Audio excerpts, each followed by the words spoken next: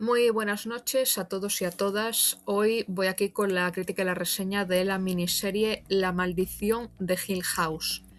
Esta miniserie de Netflix fue estrenada en 2018 y dirigida por Mike Flanagan, adaptando un texto o una novela de la escritora Shirley Jackson, el cual ya por desgracia no recuerdo cómo se llamaba. A lo mejor se llamaba igual que la serie, no lo sé. Y bueno, la he visto básicamente porque, como ya dije, es la serie hermana o la que vino antes de La maldición de Bly Manor. Y también porque tenía más metraje que la otra serie. Tiene unos 10 episodios más o menos. Y, a ver, os puedo decir así, eh, o sea, para resumiros un poco qué me pareció. em, Debo decir que lo más importante para mí es que el final me hubiese dejado mal sabor de boca. Vale, o sea, la serie no es que no me gustase, es que durante esos 10 episodios se construye ahí una historia y una tensión, unas circunstancias que yo me digo, tiene que tener un final a la altura.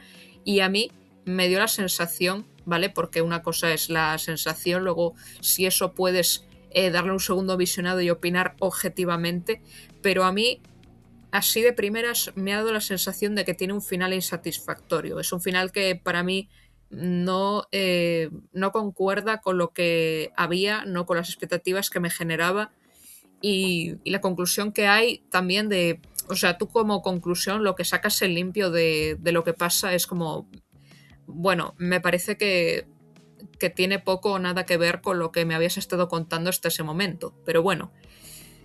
Yo a partir de ahora voy a ir aquí punto por punto, ¿vale? Explicando cada cosa.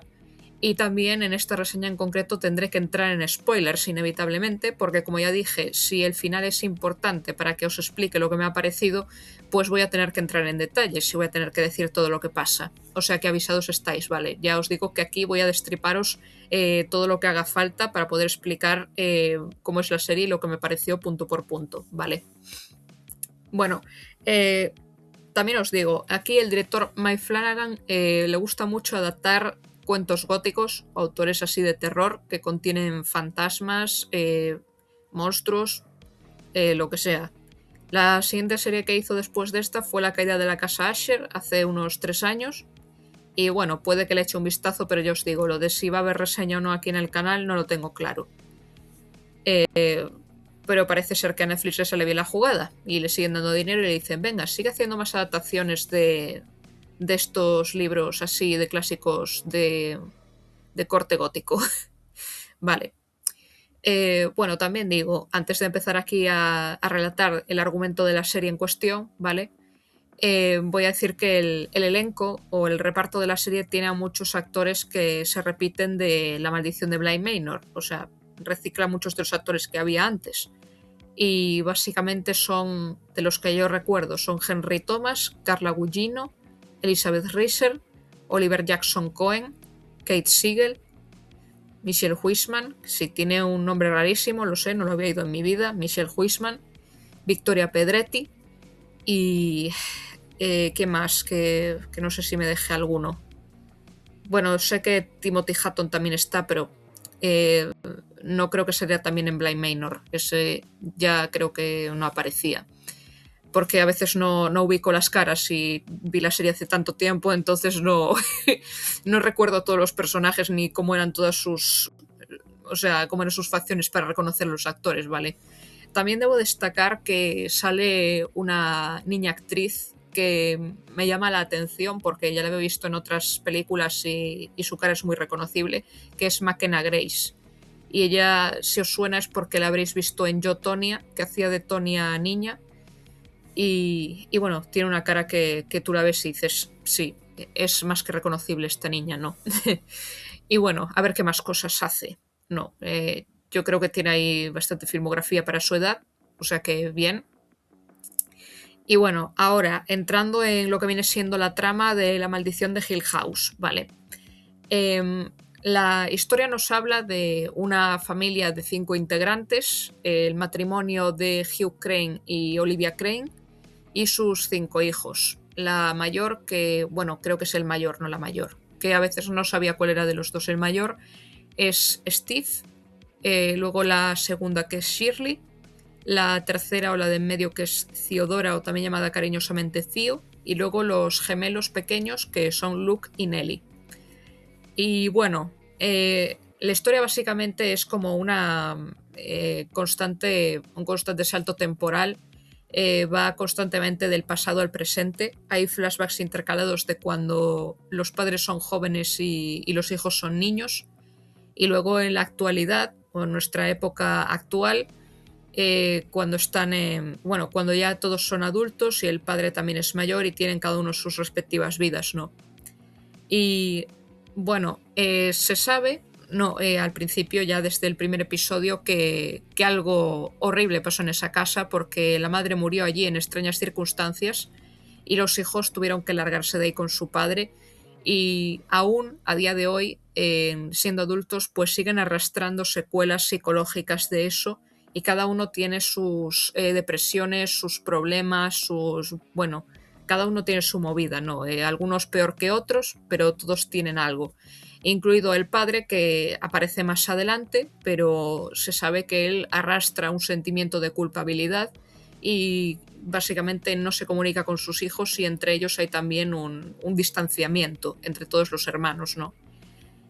Básicamente el Steve, no, el mayor, bueno, se convierte en un escritor de novelas de terror, y él básicamente utiliza su experiencia en la maldición de Hill House, bueno, en esa casa, para escribir sus historias, ¿no? Para inspirarse.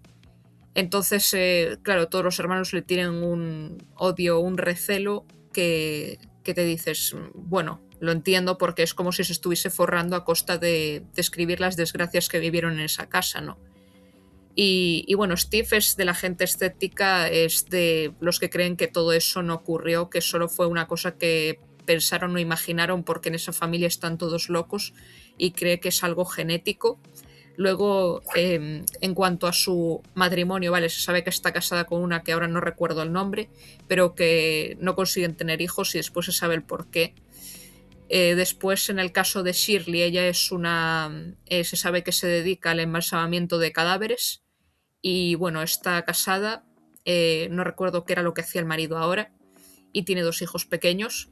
Luego, Theo es una psicóloga infantil. Ella, bueno, es uno de mis personajes favoritos, ¿vale? Fue el que mejor me cayó.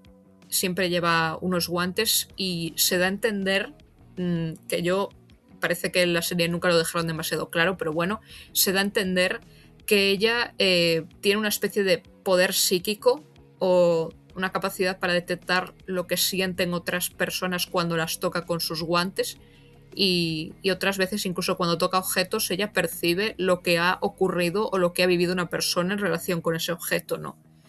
Y es algo que nunca se explica demasiado en la serie. Yo creo que el director simplemente quiso dejarlo ahí de manera ambigua, así como, bueno, tú ves esto y me dices si, o sacas tú la conclusión de si esto realmente era un poder o era algo que se imaginaba ella. Pero vamos, no creo que se lo imaginase, porque ya desde niña parece ser que tenía ese poder. Un poco curioso. Y quizá lo tuvo a partir de esa casa, porque creo que antes no se mencionaba nada de eso. Y luego, en cuanto a su relación, pues se sabe que hay una chica con la que tiene un rollete de una noche, ¿no? Llamada Trish, y ella está como, ay, no, Trish, no quiero tener nada serio contigo, pero ella está como, venga, que te quiero ayudar, ¿sabes? Que yo veo que tienes problemas, ¿sabes? Y esta se tira y afloja constante a lo largo de la miniserie.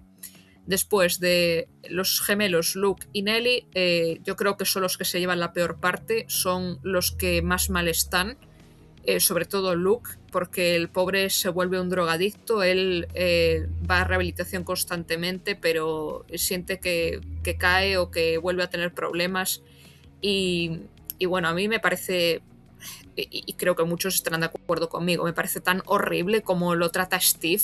O sea, ya sabemos que el tipo es un drogadicto y que la ha cagado un montón de veces, pero joder, tío, es que hay veces en las que parece que quieres que vuelva a estar en la mierda, o no sé, no puedes felicitarle al menos por estar limpio un mes o así. Es que yo eso, bueno. Y luego en el caso de Nelly, pues bueno, es una pobre chica que arrastra el problema, ¿no? La secuela de ver las apariciones de un fantasma llamada la señora del cuello torcido, que es como la llama, básicamente. Y bueno, ella se casa con un, no sé si es un médico, sí, creo que es su médico para tratar los problemas de la parálisis del sueño. Y claro, el pobre muere por una tontería. Pero claro, ella piensa que hay algo más allá, otra razón que implique su muerte. Eh, y bueno, en cuanto al padre, no sé exactamente qué estaba haciendo él. O sea, él vive su vida de viudo por ahí. Y, y bueno, el tema es, la serie yo creo que hace muy bien lo de construir la psicología de cada personaje. De hecho, cada capítulo se dedica o se centra en un personaje en concreto. Eh, y bueno, hay una construcción de la tensión bastante buena, ¿no? Y de la profundidad de cada personaje o de lo que va sucediendo. Pero vamos, hay una cosita, vale, un tema, un detallito, sin más, que te pones a analizarlo, por lo menos si yo lo analizo ahí en frío de la serie, te das cuenta de que podría ser una putísima mierda, pero bueno, es como si ignoras ese detalle o si no lo tienes en cuenta, la serie está bien, ¿vale? Es como, bueno, apagáis un poco la parte racional de tu cerebro, lo dejas ahí en stand-by y entonces eso ya no te afecta mientras la estás viendo, ¿vale? Porque, bueno, aparte de lo de la señora del cuello torcido, que más adelante sabemos quién es, está otras apariciones como el señor que flota con un sombrero y que lleva un traje largo, que también atormenta a Luke. Luego que si golpean o se oyen sonidos de golpes en las paredes, que si hay una señora de los años 20 que se pasea por la casa, totalmente podrida y cubierta de moho en la cara. Eh, y bueno, también otras, no sé, parecido a los poltergeist, ¿no? Que un objeto desaparece de su sitio, que vuelve a estar de repente y no se sabe por qué. Y bueno, se va desentrañando todo esto a raíz de la muerte de Nelly, que era un personaje por el que yo francamente me sentí muy mal. Es un personaje que te da muchísima pena. También probablemente el que más sufre. Ya digo que junto con Luke los dos sufren muchísimo, pero en eso es una serie que hace muy bien el tema de tocarte la patata. A mí esa serie me llegó en el sentido de la tragedia del personaje de Nelly, la tragedia también de la madre, de ver cómo todos ellos interiorizaban todos esos problemas, no, esos demonios, y no se atrevían a sacarlos a la luz. Y el hecho de que ella trágicamente muera de repente, pues hace que ellos vuelvan a estar unidos y que traten de superar todos esos traumas con respecto a la casa. Pero bueno, aquí viene la cosita, ¿vale? Que os digo que hace que la serie pues no la disfrutes del mismo modo, ¿vale? El problema, que ojalá fuese el único, ¿vale? Porque yo creo que tiene más de un problemilla la serie, pero bueno. El principal problema que tiene la maldición de Hill House es que si la analizas en frío, ¿vale? Si te pones o te paras a pensar aquí por unos instantes, ¿no? Con todo lo que ya vas viendo a lo largo de, no sé, quizá en el cuarto o quinto episodio por ahí, pues, a ver, tú empiezas a pensar que la serie peca de la mayoría de las cosas que suele pecar estas, o sea, las historias relacionadas con casas encantadas. Sobre todo si hablamos de una familia numerosa que va a una casa encantada. Y sí, por desgracia, eso se le nota demasiado, si te fijas mucho, ¿vale? Eh, a ver, lo que sabemos o lo que la mayoría habéis visto de cosas o de historias sobre casas encantadas es que hay gente que les dice, oye, aquí murió muchas personas, o sea, murieron un montón de personas en extrañas circunstancias, hubo historias trágicas aquí, o que si fulano ahogó a su hija o si Mengano se tiró de la ventana, o sea, pueden oír todas esas historias y la familia, ojo, aún así se queda. Como el meme de y aún así me quedé. Pues claro, ellos pasan un verano entero ahí. No estamos hablando de 2 o 3 días o de una semana incluso. Es que es O sea, es un puto mes entero, como mucho. Y yo me digo, a ver, si yo fuera el padre o la madre, o sea, se supone que vuestros 5 hijos, que no estoy diciendo que solo sea 1 o 2 de ellos, vuestros 5 hijos están viendo o oyendo cosas extrañas en esa casa. Y la conclusión que sacáis es que se lo están imaginando, que lo están soñando, que creyeron o haber visto o oído algo. Y yo, ¿qué pasa? ¿Que vuestros 5 hijos de repente están locos o les ha dado esquizofrenia paranoide nada más pisar el suelo de esa casa? Qué casualidad, ¿no? Que antes no tenían ninguno de esos problemas o veían cosas y ahora de repente sí. O sea, es que, os lo juro, es algo repetitiva en ese tema, porque es constantemente que a uno de los hijos se le aparece algo extraño, ocurre una cosa rara, ¿no? De veo un fantasma o de repente creo que uno de los gatitos que estaban muertos está vivo. O de repente me parece que oí golpes en las paredes o me parece que vi a una persona andando por el pasillo y de repente desapareció. Pues le dicen esto constantemente a los padres y ellos están como, no, tranquilo hijo, solo es imaginación tuya, habrá sido una pesadilla, habrá sido un sueño, te lo habrás creído porque parecía que había algo que quizá pensaste que era real y no lo era. y así, todo el día, todo el puto día. Y también, aún por encima, ¿no? Para variar un poco, para no ser tan cliché, nótese la ironía, solamente son los niños los que ven esto y no los padres. Y cuando empiezan a ver cosas raras los padres, es cuando ya es demasiado tarde. Claro, a ver, ya sé que si nos ponemos así, no hay historia, no hay drama, no hay serie, pero joder, es que no sé, podrían habérselo currado mejor, ¿vale? Yo pienso que en este sentido Mike Flanagan pudo haberlo hecho mejor y me da bastante rabia, o sea, ya sé que Netflix a veces tiene espectadores que no son muy de pensar las cosas, pero vamos, yo no quiero que me tomen por tonta, es lo único que pido. ¿Me puedes contar una historia súper sencilla, que no tenga demasiada complicación, que no sea tan... Yo qué sé, no pido aquí que me hagas un Ingmar Bergman, ¿sabes? Pero, joder, no me tomes por tonta. Es que además siento que hay, aparte de ese problemilla que ya os dije, no que son 10 episodios que no son 2 ni 3, que son 10 que me están explicando una cosa que a veces se repite mucho y que luego te dices, pero ¿por qué no se van de esa puta casa ya? Aparte de eso, es una serie que es sobreexplicativa. Hay una escena en concreto en la que esto canta mucho, pero que hay otros momentos en los que sí me parece que llega a ser sobreexplicativa. O sea, hay todo un monólogo a lo mejor en el que un personaje anda explicando la historia de la casa, no hay una escena en concreto en la que pasa eso, o luego la escena de Shirley en la que se sabe un secreto suyo que había mantenido durante años y que estuvo sintiéndose culpable por ello. Y yo, bueno, podrías haberme explicado esto con imágenes y no con palabras, o simplemente con hechos, porque a mí eso me parece un recurso súper cutre. O sea, la sobreexplicación de un personaje que parece que está narrando o diciéndote la trama es un recurso baratísimo y a mí, pues hombre, me habría gustado de pequeña, pero ahora no. Ahora me parece barateiro, como se dice aquí.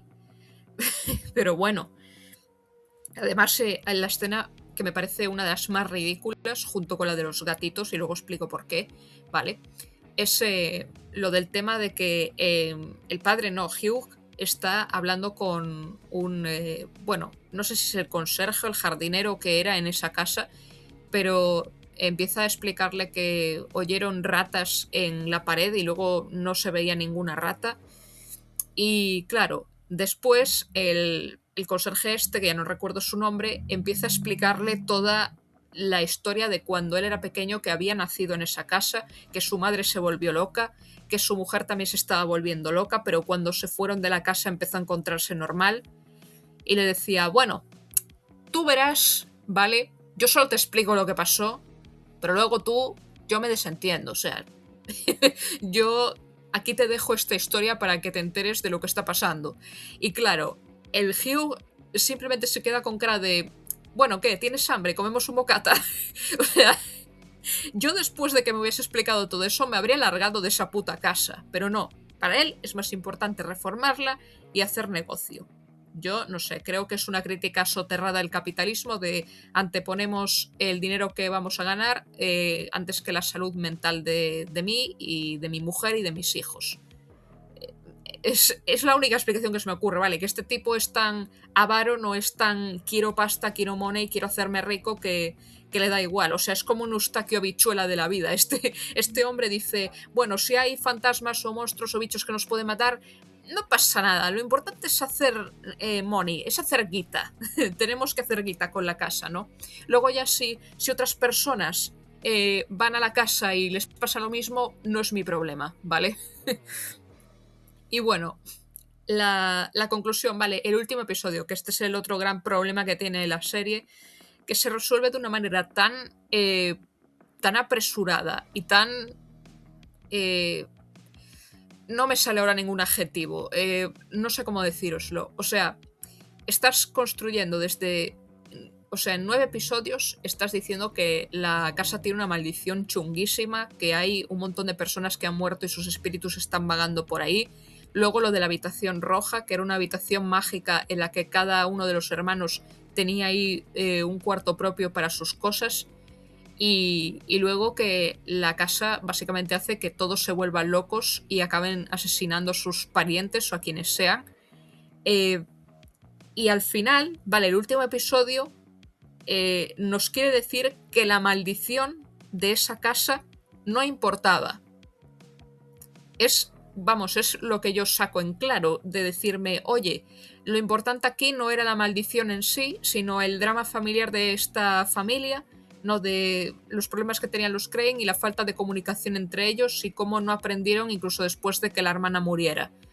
Y yo, bueno, vale, eso está muy bien, me gusta el trasfondo de esa familia, lo entiendo, pero vamos, es que entonces me estás diciendo que los fantasmas, las apariciones, lo de la ambigüedad de lo que estaba pasando y todo ese rollo, no me lo vas a explicar. No vas a decir por qué esa casa está embrujada. No vas a decir cuál es el origen de que se coma a las personas, entre comillas, en plan Monster House y luego se alimente de sus miedos o de sus paranoias. O sea, pero explicádmelo al menos, ¿no? Me habría valido incluso si todo hubiese sido imaginación de la familia en general, porque todos estaban locos. Es como, bueno, no habría sido una explicación convincente, pero por lo menos habría sido una explicación. Habría sido una que te dices, vale, esto tiene sentido, ahora entiendo por qué pasa todo esto, y entenderías por qué está tan en segundo plano el tema de la maldición de la casa. Pero al final resulta que sí que hay una maldición, que sí existen los fantasmas, que sí existen esos monstruos, que sí hay cosas extrañas que estaban pasando por una razón, que no se lo estaban imaginando, y resulta que eso al final no importa. Y no me dicen el por qué. Es que me resultó tan frustrante que no me explicasen absolutamente nada, que al final todo es como si se quedase en nada. Y claro, al final, tanto el espíritu del padre, de la madre y de la hija, no de Nelly, se quedan viviendo en esa casa. Y los demás como que aprenden la lección y dicen, bueno, vamos a alejarnos de la casa y sanaremos nuestras heridas del pasado y nos irá bien a partir de ahora. Y es como que te lo resuelven así, en plan, bueno, final feliz, happy flower, ahora a todos nos va genial, ahora todos vamos curándonos de nuestros traumas, ahora a todos nos va bien. Y yo me digo, vale, pero no vais a hacer nada con esa casa. Se supone que vuestros traumas o vuestros problemas están ligados a la casa. Y también me digo, ¿y a las personas que algún día quieran ir a vivir ahí? O que quieren meterse en esa casa aunque sea por curiosidad, esas que les den morcilla, ¿no? O sea, si ellos también se mueren o arrastran secuelas psicológicas, pues eso tampoco es asunto mío, ¿no? Supongo. No sé, a ver, lo satisfactorio aquí habría sido que hubiesen intentado destruir la casa de algún modo o que la sellaran o... no sé, que intentaran algo, pero es que no intentan nada. No intentan absolutamente nada. Bueno, hay una escena en la que Luke intenta prenderle fuego a la casa, pero no puede. Y no lo consigue. Y yo, bueno, habrá otra manera. Pero nada. Es que no hacen nada. Que bueno, muchos me diréis, bueno, pero ese era el punto de la serie. Yo, sí, pero no sé, no me gusta. Tendría que haber algo. Es que son demasiados episodios para contarnos algo que es tan sencillo. Y hay algunos momentos o escenas que están como, bueno, supongo que para llenar metraje, para meter minutos o algo. Pero bueno, no sé. También se me hizo muy confuso lo del personaje de Abigail, que es una niña que supuestamente Luke se imagina, o que dicen que no es real, pero luego resulta que lo es. Y yo, esto no tiene sentido, porque si no ya la habrían visto antes. Es que nos quieren hacer aquí la 13-14 de hacernos pensar que es una imaginación o un fantasma del chaval y no lo es. No sé, hay luego otras cosas así que no explican del todo bien o que simplemente no las explican porque se supone que es algo ambiguo, pero es que si te pones a analizarlo o si te paras a pensarlo te dices, esto no es coherente, no hay coherencia aquí. En fin.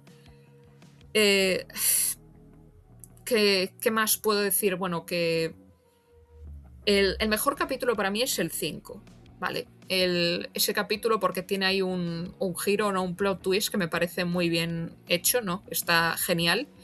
Y a partir de ahí no es que la serie decaiga, pero no llega a ser tan sorprendente.